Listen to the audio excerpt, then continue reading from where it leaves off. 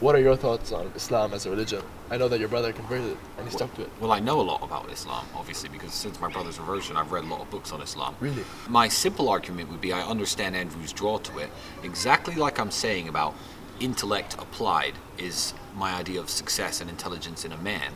If you take worldview and apply it to society and look at how the society is working, you can say that Islam may be one of the most successful mindsets and mind views in the world, like a way of life. Currently. And everyone's had its dark ages. Christian Europe has had its dark ages.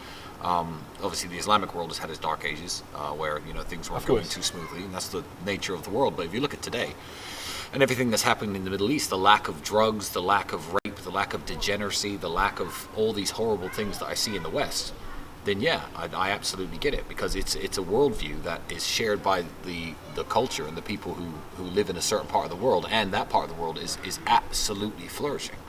So yeah, I mean, you can't argue with results, if you know what I mean. Obviously, the numbers speak. Myself, I am a Christian, but I have massive respect for the Muslim world, and obviously my brother and all my Muslim friends. Yeah. So I try to learn about the religion just out of respect for my brother.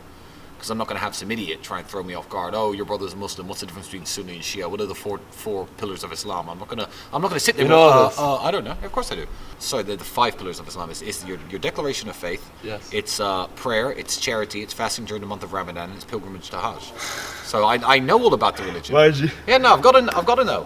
It's an important part of my brother's life. How am I not going to know about it? True. So I'm a knowledgeable man. I like to know things. Yeah. So I actually understand Islam. So when people don't understand it and they try and tell me something about it, I'm like, okay, that's interesting. Yeah. Well, where'd you get that information from? Yeah. It's probably from some stupid far right website, and like people don't understand. Literally, they don't fact check.